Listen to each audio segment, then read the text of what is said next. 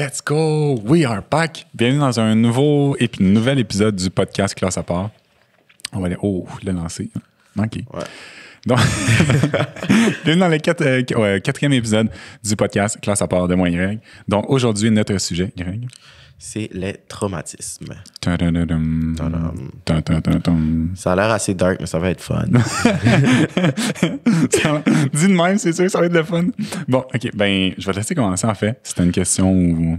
Ouais, dans le fond, juste expliquer en gros ce qu'on entend par trauma. Ouais. Dans le fond, trauma, ça peut être quelque chose de vraiment anodin qui s'est passé quand tu étais tout petit. Je donne un exemple. Là. Tu peux avoir 4 ans, tu rentres dans un accident d'auto, puis tu as vu dans ta tête, tu as frôlé la mort, mais dans le fond, tu as juste accroché genre une autre auto, whatever. Mais ça t'a tellement fait peur que ça t'a traumatisé, puis ça fait en sorte que pour le reste de ta vie, à chaque fois que tu es dans une situation donnée, en l'occurrence dans une auto, ben tu vas avoir un trauma. Fait qu'à un certain moment, c'est vraiment de ça qu'on va parler aujourd'hui. Puis des fois, ça prend du temps avant de t'en rendre compte. C'est ça qui est tricky avec les traumatismes.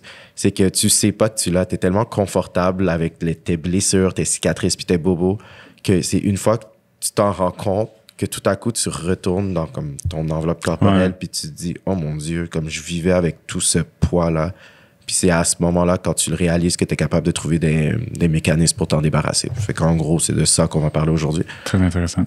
Ouais, fait que toi, pour commencer, est-ce que tu te rappelles du premier traumatisme que tu as peut-être eu dans ta vie? Ça peut vraiment, comme j'ai dit, ça peut vraiment être quelque chose d'anodin. Vite comme ça, non. Je pense pas. Je pense qu'il y a quelque chose qui m'a affecté.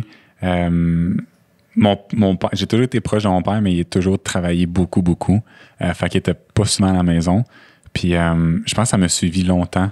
Comme pas que je sentais une absence, mais je sais que j'ai trouvé ça difficile pendant comme plusieurs années que mon père travaillait tout le temps puis qu'il était pas souvent à la maison. Puis je pense que ça m'a même suivi dans mes relations aussi. C'est devenu un peu comme une peur de l'abandon dans un sens. Ouais, non, je comprends. Fait que ça, je te dirais que ça a été un de mes premiers traumas vu que j'étais quand même jeune. Tu sais, ça fait quand même longtemps que je m'en souviens. Puis aussi, en 2003, j'ai perdu mon grand-père puis mon père. Puis j'étais extrêmement proche des... J'ai perdu mon grand-père puis j'ai failli perdre mon père, pardon.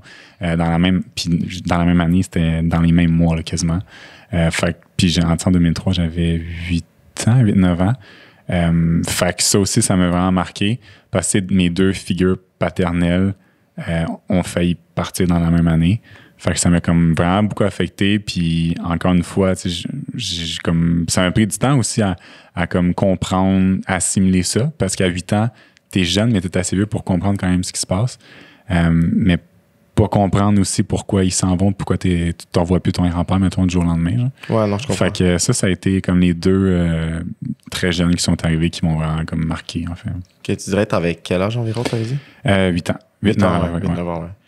Ah, make sense. Pour toi?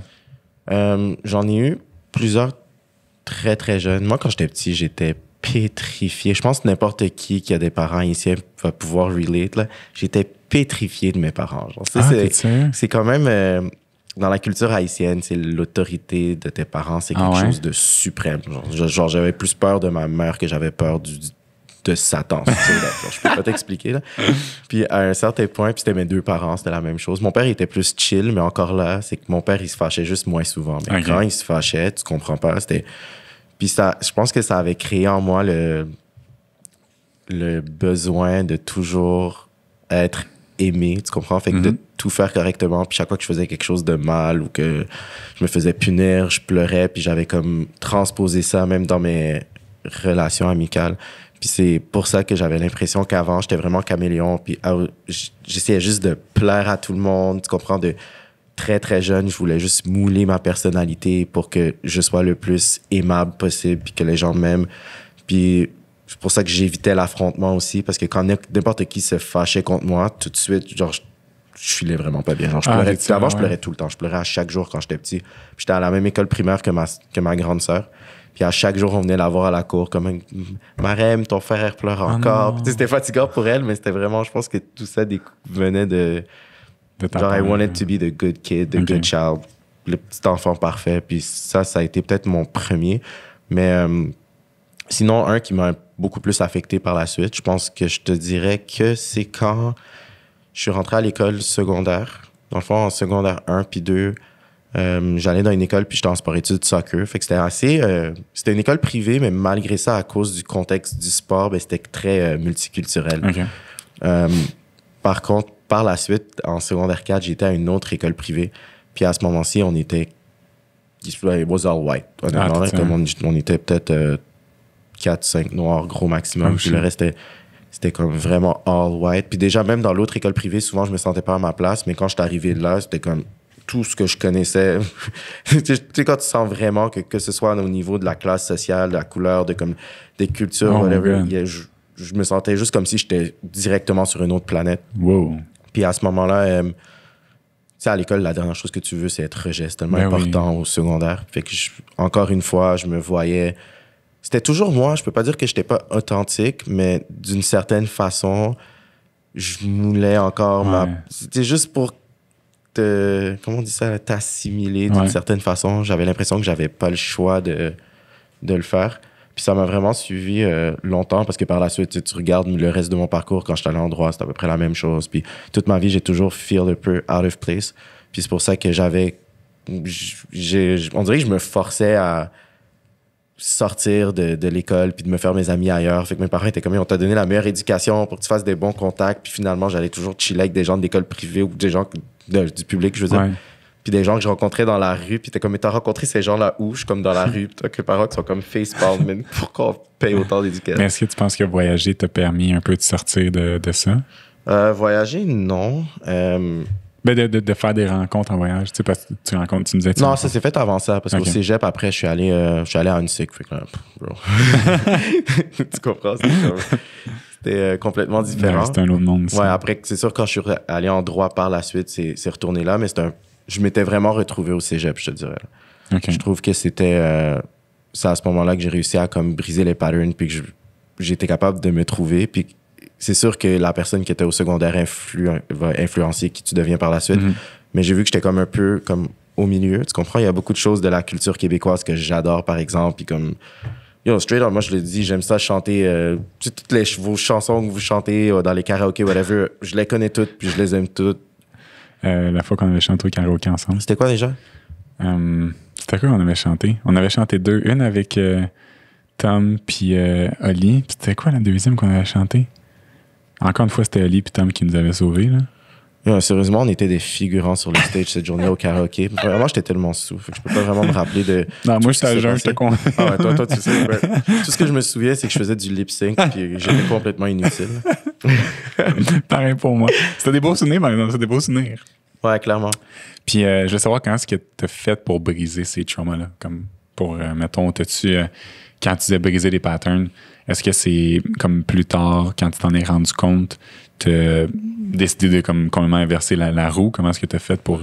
Non, mais je pense que c'est justement plus je commençais à fréquenter puis voir des gens qui me ressemblaient, plus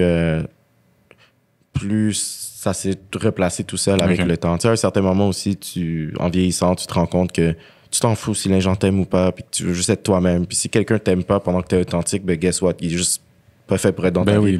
À partir du moment où tu te rends compte de ça. Puis moi, c'était drôle parce que j'ai toujours été au milieu. Tu sais, par exemple, quand j'étais avec mes amis de l'école privée, je me faisais juger. Ah, tu tiens juste avec des blancs. Après ça, quand j'allais voir comme mes amis que j'avais rencontrés dans d'autres contextes, que ce soit on chillait ou au métro Longueuil, dans la rue, whatever. Là, je me faisais juger comme si t'agis d'une façon quand t'es avec eux, t'agis d'une autre façon quand t'es avec nous. Puis c'est pas ça, c'est que, tu sais, on a un certain jargon quand on parle avec des gens. Par exemple, si je parle avec un Haïtien, mais c'est sûr, je vais employer plus de mots créoles. Puis c'est sûr, tu m'as jamais entendu dire un seul mot créole. Fait que si tu me vois parler avec mon meilleur ami qui, lui, est haïtien, tu vas faire comment? Tu parles pas comme ça. Je suis comme moi, mais c'est parce que je veux que tu comprennes. Fait que, obviously, je vais pas commencer à utiliser des mots que forcément, je sais que tu comprends pas. Ben non, c'est ça. So, c'était un peu ça, peu importe le contexte dans lequel que j'étais, j'avais l'impression de me considérer comme l'imposteur à chaque fois. Puis je me sentais toujours out of place. Puis à un certain moment, ben, tu t'en fous. J'ai fini par genre, juste être bien avec moi-même. Puis c'est pour ça que je pense que comme l'amour propre ou le self-love, c'est toujours la solution à tout, honnêtement. Ben oui, 100%. Puis c'est vraiment comme ça qu'avec le temps, j'ai réussi à le briser. Puis, yeah, like you grow from it. Mais tu sais, comme tu dis, je pense surtout au primaire et au secondaire, tu veux tellement faire partie de la gang cool, tu veux tellement faire partie de la gang, finalement, que tu vas comme tu dis, tu vas rester authentique, mais avec peut-être une slice de moins authentique pour fitter dans le moule. Mais en sortant du secondaire, maintenant, on vieillit puis on réalise que l'important, c'est d'être bien nous autres. Puis Non, clairement. OK, ben là, on détournait le sujet. Là, on va parler des traumatismes qui sont reliés à l'amour parce qu'on s'entend que c'est sûr et certain que t'en as une shitload de choses à dire là-dessus. J'en ai probablement moins que toi vu que j'ai eu moins de couples tout court. Là. Mais, yeah. Ouais. So you start. OK, ma première relation, ça a été vraiment intense. Puis, je te dirais, le traumatisme de ça, c'est que, en même temps, elle était jeune. Là, aujourd'hui, sûrement qu'elle a changé, là, mais elle était très, très possessive. Fait que j'ai été longtemps pas être en couple après. Puis après ça, ma deuxième relation, elle m'a trompé 2 fois. Oh God. Fait que quand je suis arrivé dans ma troisième relation, c'était quelque chose qui me faisait vraiment peur. Ouais. Puis encore une fois, entre ma deuxième et ma troisième, j'ai été longtemps tout seul parce que je voulais pas retomber dans... Je voulais juste pas me faire tromper encore, tu sais, Ouais. point final.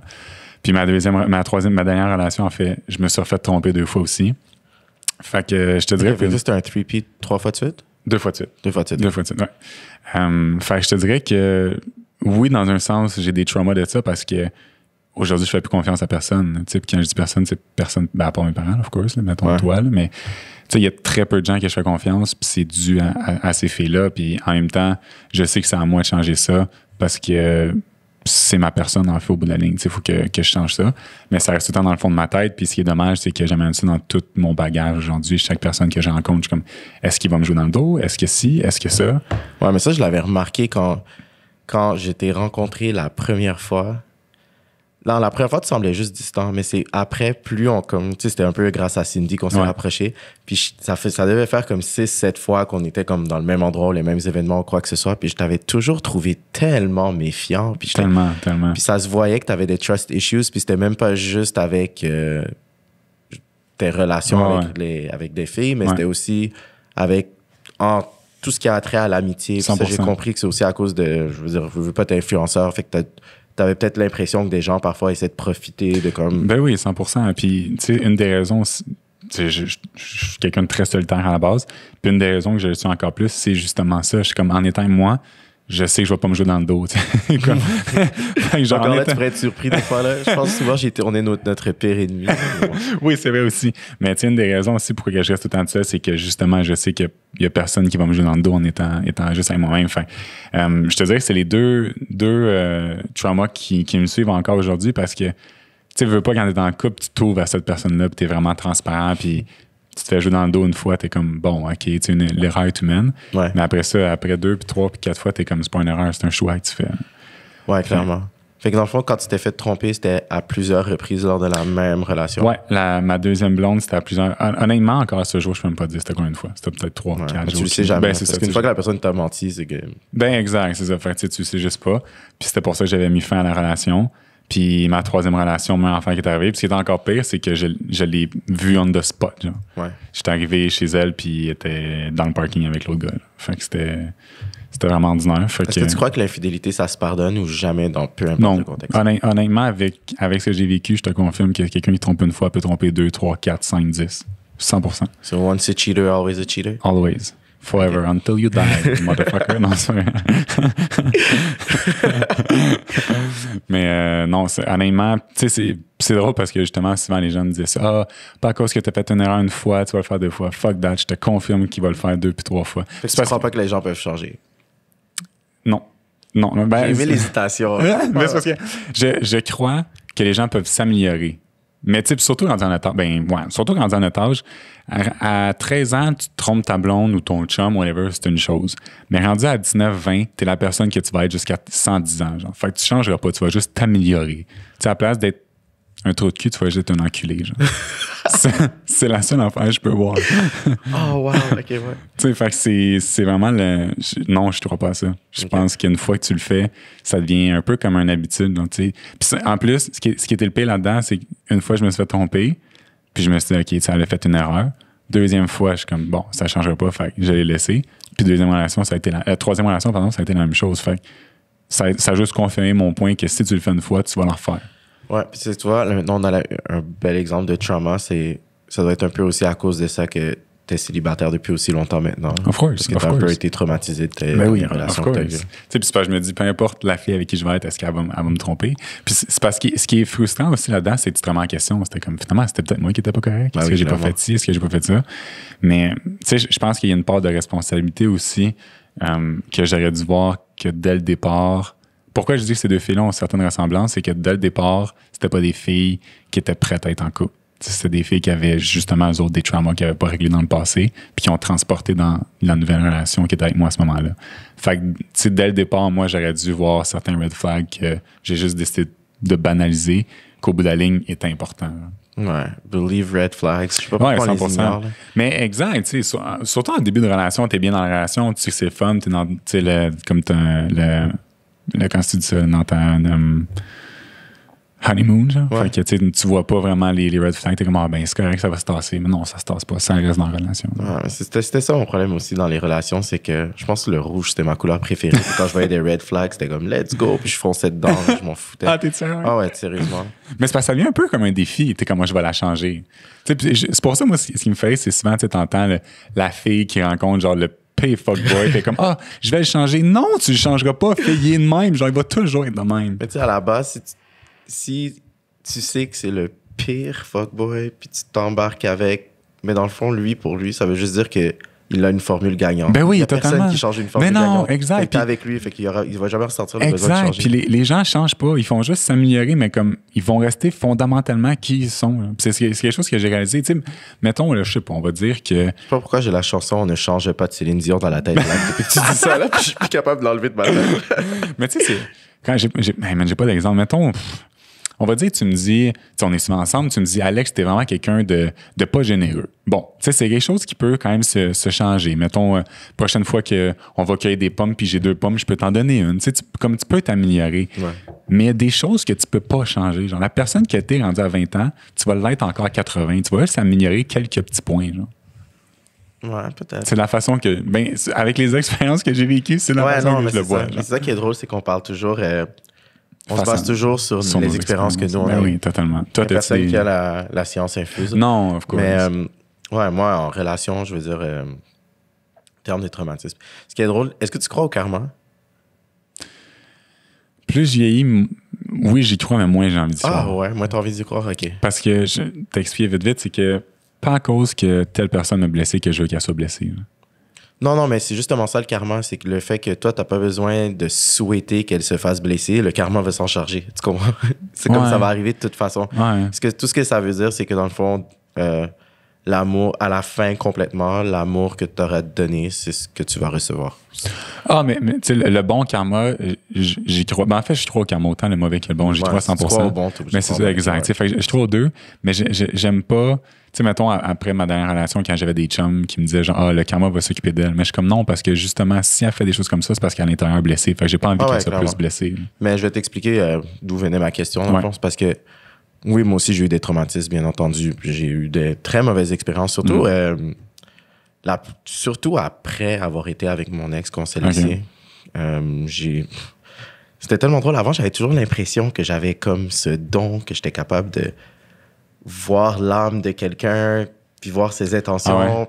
Puis je savais toujours dans quoi je m'embarquais, fait que je me faisais jamais avoir. Puis après, je sais pas si c'est mon radar qui commence à être vieux puis off, mais depuis que je suis sorti de ma dernière relation, chaque fois que je commençais à fréquenter une fille, il n'y en a pas eu tant que ça. Tu sais, même des filles que j'ai fréquentées sur une base de comme 4-6 mois, il n'y en a pas eu beaucoup. Puis je parle de relations casual. Ouais. Mais même là, à chaque fois, je tombais sur les pires personnes. Puis je me demandais comment je l'avais pas vu.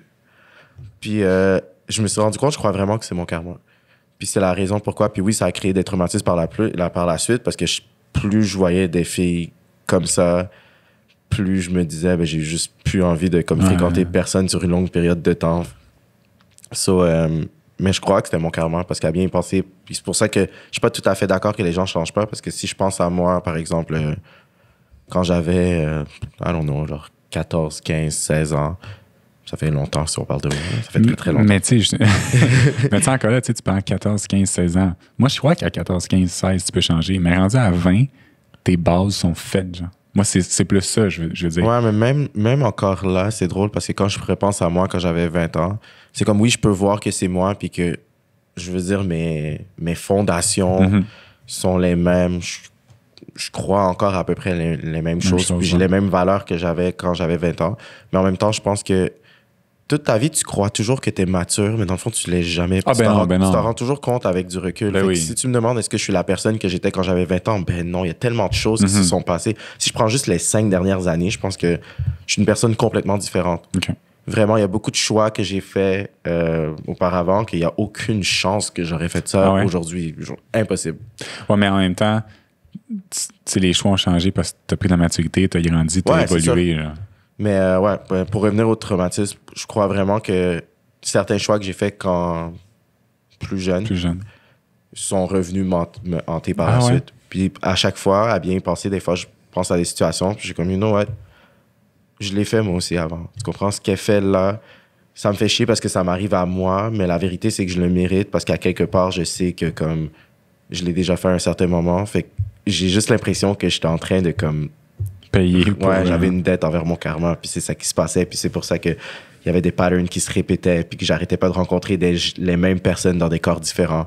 Puis c'est ce qui se passait à répétition. Puis c'est pas que mon radar était off, c'est que quand le karma décide qu'il se charge de toi, t'as beau être une witch, t'as beau t'appeler comme tu veux, man, tu peux pas... dans le fond, c'est ta destinée, genre, tu peux pas t'y échapper. Là. En tout cas, moi, genre, que mon bon karma arrive. Non, c'est ouais, mais toi, c'est sûr, tu dois être pisse parce que j'ai l'impression que t'as jamais fait mal à une mouche de toute ta vie. Non, mais je pense que c'est plus ça qui est frustrant. Puis le pire, c'est que dès que je rentre dans les relations, moi, j'ai pas un dicton, mais j'ai une façon de voir les choses que si tu vas me tromper, pas de problème, mais laisse-moi avant. Genre, tu sais, quitte à m'appeler à 2h du matin, arraché, puis me dire « Ouais, c'est fini », puis tu me laisses, puis tu me trompes, fine.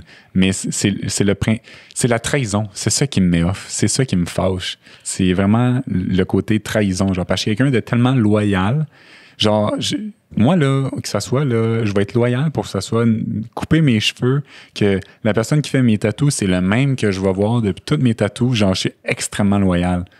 Puis j'attends la même chose de ma partenaire. Mais tu penses pas qu'on peut tromper tout en aimant la personne avec qui on est? Non, hell no. Hell no, what the fuck? Oh, hell no. Je pense que... non, parce que t'es dans un couple ouvert, fine, c'est correct, parce que le couple, vous êtes ouvert à ça, puis c'est correct. C'est ça qui me fait rire avec toi, t'es la personne la moins nuancée que je connais. Quand je te pose une question, ça va toujours passer que soit hell yeah ou réellement. On ferait mes sondages. C'est comme il n'y a juste pas de zone grise réelle du tout. Là. Mais c'est parce que, tu sais, vous êtes dans un couple ouvert. Avoir une blonde, t'as besoin dans un couple ouvert, tu vas voir ailleurs, fine, je m'y en attends. Mais quand t'es pas dans un couple ouvert, comme non, genre, il n'y a pas de non, c'est juste, c'est non, man, tu vas pas voir ailleurs parce qu'on s'est pas dit qu'on allait voir ailleurs. Non. Fait que je suis comme. Ouais, non, je comprends. Maintenant qu'on a parlé un peu de nos traumas, je voulais savoir.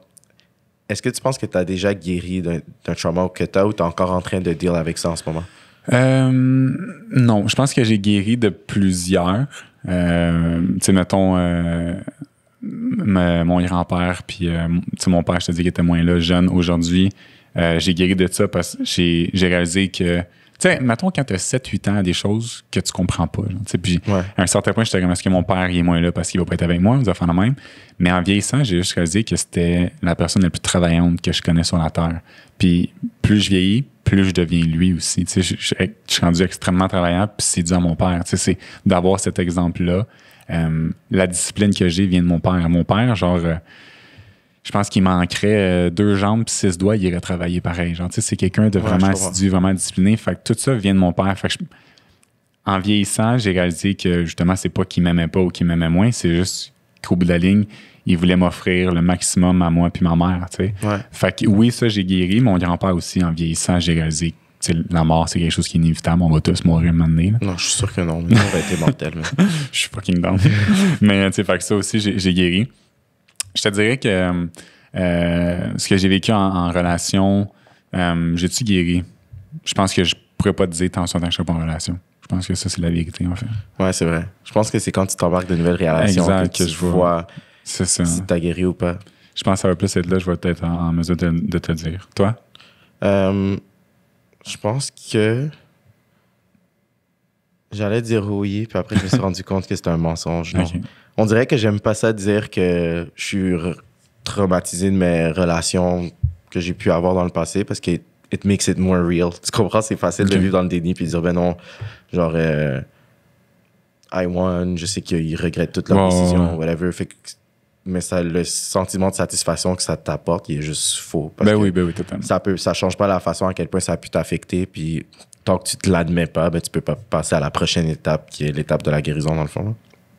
Donc, non, ça, je suis encore en train de dealer avec, puis je le sais. Puis je sais très bien que c'est pour ça que ça fait 5 ans que je suis célibataire, puis à chaque fois que il y a une fille super intéressante qui s'intéresse à moi, je vais toujours trouver le moyen de sabotage ça tout le temps.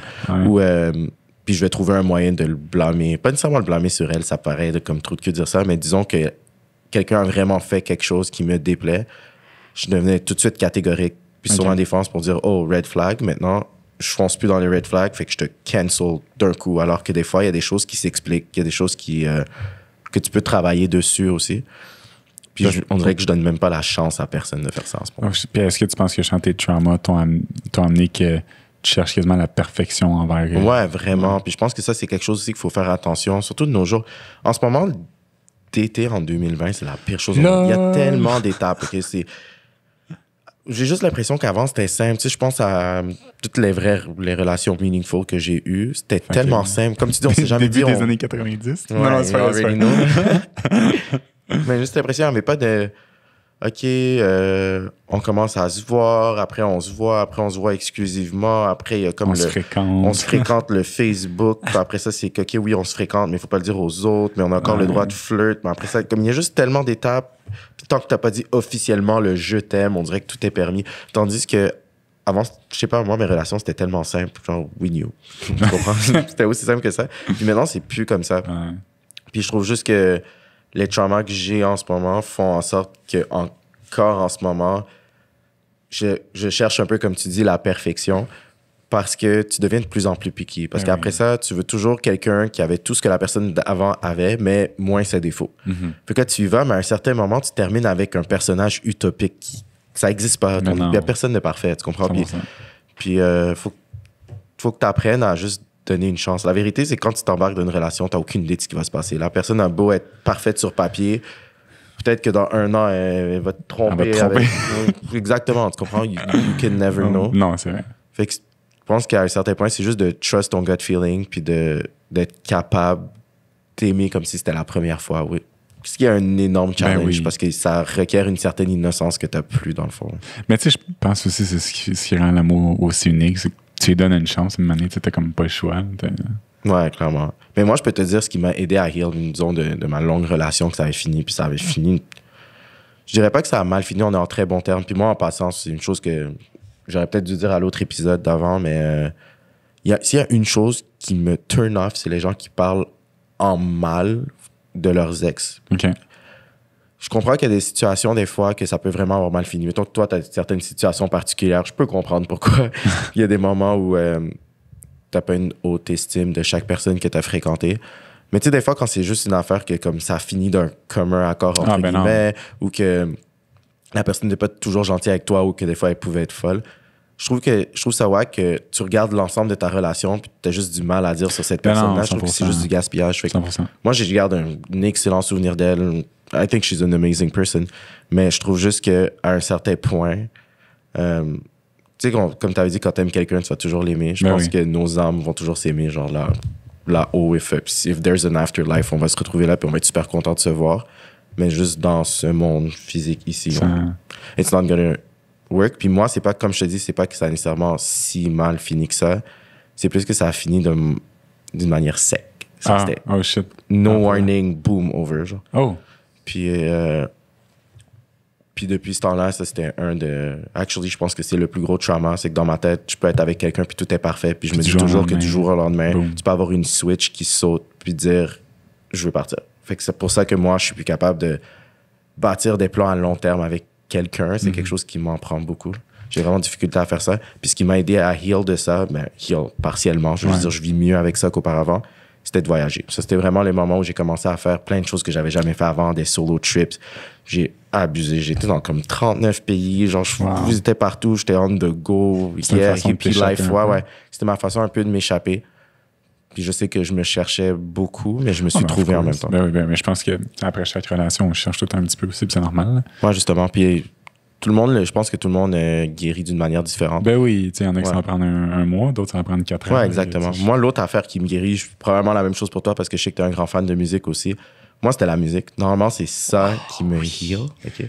Oui. Mais là, le problème, c'est que dans mon ancienne relation, ben, mon ex était une grosse fan de musique. Puis on avait partagé toutes nos playlists, genre toute notre bibliothèque de musique. Je pense je devais avoir quelque chose comme 200 gigs de musique. La même chose. Puis on avait tous mis nos préférés, fait des super playlists de road trip et tout. Fait qu'à la fin, toutes les chansons que j'aurais utilisées pour me heal, ben, c'est les chansons qui me rappelaient elle, fait que ça faisait l'effet inverse. Fait que c'est comme si, dans le fond, ton remède était devenu un poison. Puis c'est ça qui était comme la grosse épreuve. Puis c'est la raison pourquoi jusqu'à aujourd'hui, c'est tellement rare que je partage des musiques avec des gens parce que ça, c'est tu m'envoies toujours des chansons. Moi, je suis comme, oh, it's all good. Puis c'est vraiment rare que moi, je vais t'en envoyer. Problème pas personnel. Ben non. Je t'en envoie. Puis... Un autre trauma. Je t'avais dit, j'en avais beaucoup. Puis c'est drôle, pendant qu'on parle, c'est là que je réalise que comme il y en a encore plus que je pensais. Là. Ben, tu sais, c'est souvent aussi quand on parle du sujet que tu repenses à les affaires. Ouais, exactement. Mais c'était vraiment intéressant. Puis je pense que, comme tu dis, on heal tout d'une façon différente. Puis je pense que l'humain est comme ça aussi. Puis la méditation. Tu médites jamais, toi. You're not down with that shit, je sais. Non, mais moi, tu vois, ma méditation, c'est l'entraînement. Genre, c'est ma façon de méditer puis de me vider. Tu vois, quand tu parlais de façon de guérir, moi, ça a été un peu ça, l'entraînement. Après chaque relation, c'est là que je deviens plus fou en niveau entraînement. Genre, je deviens extrêmement... Je me tourne vers l'entraînement parce que c'est là que je me sens bien. Ouais, c'est une façon de se vider puis de déconnecter, on dirait. Ouais, c'est vrai, ça fait le vide aussi. Exact. Il y a 1 million de façons de méditer, c'est ça. Oui. Puis, tu sais, je pense que l'important, c'est de se donner du temps. Souvent, c'est vrai parce qu'avec Instagram, souvent des gens m'écrivent qui viennent de quitter une relation. Tu mets ton relation toxique ou juste une relation que ça a bien fini, mais que, tu sais, ils savent pas comment guérir. Puis c'est plate, mais la meilleure réponse, c'est le temps aussi. Tu sais, il y a des façons qui peuvent t'aider. C'est sûr, méditer, ça peut t'aider. Voyager, ça peut t'aider. L'entraînement. Mais il faut que tu te donnes du temps aussi. Je trouve dans une relation qui a tout doit aller vite. Mais je suis comme, tu sais, prends ton temps. Il n'y a rien qui te presse. Là. Ouais, non, je suis d'accord. Ouais. Moi, ça fait le tour. Je sais pas si toi, tu as d'autres choses que tu voudrais rajouter. La façon que tu me regardes. Non, j'ai dit ce que moi, j'ai toujours l'impression que tu caches quelque chose, là. J'ai toujours l'impression qu'il y a un certain non-dit, c'est quoi? Ben, honnêtement, j'ai dit vraiment... OK, on va te croire. Ben non, mais pour être, on a parlé des traumatismes, j'ai dit vraiment des traumatismes par rapport à mes anciennes relations, à mes ex, en fait, ce qu'ils ont fait. Fait que j'ai pas... Ouais, mais c'est juste, je pense que ça vient du fait que t'es un peu mystérieux. Je pense que c'est tellement drôle parce que moi, à la base... Je suis quand même un livre fermé aussi, mais quand tu me connais, je m'ouvre quand même beaucoup. Ouais. Puis j'ai l'impression que toi, pas tant. Je pense que t'es plus fermé que moi, tu penses, ouais? Je te dirais de plus en plus. Ben, encore là, ça vient des traumatismes. Genre, ça vient de ça. Je m'ouvre pas beaucoup. Puis, tu sais, les gens qui vont me connaître le mieux, c'est mes gens proches, toi, ben, mes parents, of course. On s'entend, ils m'ont mis au monde. Tu sais, mes chums d'enfance, Nick, Anto, Cindy, Julie, qui sont pas mal au courant de tout ce qui se passe dans ma vie. Parce que je veux pas, c'est avec vous que j'en parle le plus. Ouais. Mais sinon, c'est pas. Des fois, je vois pas l'intérêt de comme rabaisser une personne à cause qu'elle m'a fait du mal. Pis, non, rabaisser, c'est sûr que mais puis juste en disant ce qu'on a parlé, je sais qu'il y en a qui vont faire des associations puis qui vont dire mais je suis comme mon but n'est pas de la rabaisser. C'est juste... Tu vois, c'est ça l'affaire. J'oublie toujours que toi, tu as eu des relations quand même assez médiatisées, etc. Fait que c'est ça que je trouve un peu dommage. Comme le but d'aujourd'hui, c'était pas de la rabaisser parce que vraiment pas. Non, mais t'as rabaissé personne. Je trouve que ça a été fait dans le respect. Ça a été fait... Ça a été fait de la meilleure façon que je pouvais le faire. On va dire ça de même. C'est fucking drôle. Mais t'as pas remarqué à quel point c'est drôle que c'est à travers notre traumatisme qu'on connecte le plus? Ben oui. Je trouve vraiment que c'est une façon d'aller vraiment en profondeur puis de se connaître bien quelqu'un pour de vrai, là, au lieu de juste faire du small talk. Mais comme tu dis, c'est comme ça que tu découvres la personne aussi. Ouais, c'est vrai. Puis moi, je trouve les meilleures relations partent comme ça. Tu sais, au départ, on s'est vite ouvert un à l'autre. Avec Cindy, même affaire. Avec Cindy, souvent, quand on va en voyage, tu sais, ces questions. Là. Ah oui, ce jeu-là, il est incroyable. Tu rentres dans des questions, t'es comme, oh my God, je vais-tu sortir d'ici sans pleurer? Là? Fait que, tu sors, t'es comme, c'était une belle soirée. Tout le monde est en train de pleurer. Mais t'es comme, c'était une belle soirée. Tu sais, c'est le fun aussi, on grandit de ces soirées-là. Ouais, mais t'as remarqué, on est tous des deep talkers. Ben oui. Mais c'est tout ce qu'on fait, là. Mais c'est pourquoi qu'on connecte autant aussi. Tu sais, juste, c'est niaiseux, mais le podcast, honnêtement, là, je pensais à ça, mais le nombre de fois qu'on était dans l'auto, devant chez vous, à parler pendant 4 heures, là. C'était des podcasts qu'on faisait, mais ils étaient juste pas filmés. Là. Ouais, comme on dit, parked car conversations or therapy sessions. Oui, mais c'est littéralement, exactement ça, tu sais, puis c'est tellement vrai en plus. Ouais, ça fait toujours du bien. C'est déjà fini, non? Ouais, c'est déjà fini, ça. Mais anyway, c'est pas grave, il y en a une autre la semaine prochaine, c'est la bonne nouvelle. Fait que je vous remercie d'avoir écouté le podcast Classe à part, puis on se retrouve la semaine prochaine. On va avoir un invité.